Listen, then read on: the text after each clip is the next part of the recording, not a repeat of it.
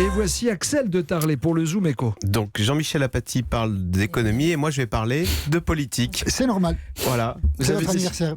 Vous avez décidé de nous parler d'Alexandre Benalla. Exactement. En fait, Alexandre Benalla qui serait une personne éblouissante, selon qui, expliquez-nous. Alors voilà, ça m'a frappé. J'ai lu Challenge, le dernier numéro de Challenge, et c'est Alain Minc qui dit Alexandre Benalla est quelqu'un d'éblouissant. Et Alain Minc, pourquoi dit-il ça? Il dit je ne comprends pas pourquoi, malheureusement, je constate que l'ENA est aujourd'hui incapable de repérer des gamins comme ça qui s'avéreront éblouissants plus tard. Et du coup, Alexandre Benalla dit-il, faute de ne pas avoir fait l'ENA, il est parti en zone d'ombre. Et Alain Minc voit dans cette histoire la preuve, le signe que l'ascenseur social est bloqué en France. On le sait, c'est l'un de nos problèmes, ce fameux plafond de verre. On est bloqué en France quand on n'a pas les bons diplômes, les bons CV, les bons réseaux, les bonnes bons connexions. Contacts, surtout. Voilà. C'est pas le cas dans d'autres pays? Écoutez, pas autant. C'est très typique de la France de regarder votre diplôme, votre parcours et d'où vous venez. Aux États-Unis, par exemple.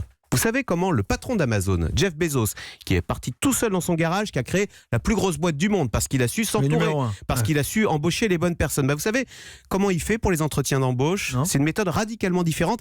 Il avait lui-même été embauché de cette façon dans les années 90 et ça l'a marqué.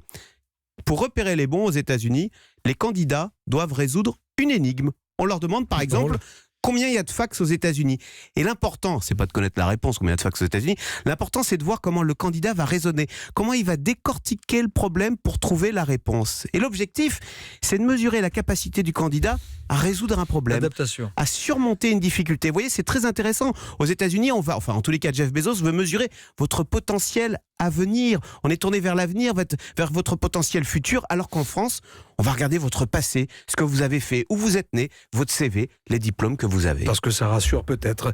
Ça veut dire quoi? Qu'on est bloqué dans notre pays, qu'on n'a pas les bons diplômes ou les bonnes énigmes, les bonnes questions à poser? Écoutez, on le sait, c'est difficile en France de se faire embaucher, de progresser quand on n'a pas les bons diplômes, les bonnes adresses, les bons codes sociaux. Et vous savez, toutes les tentatives de CV anonyme ont échoué.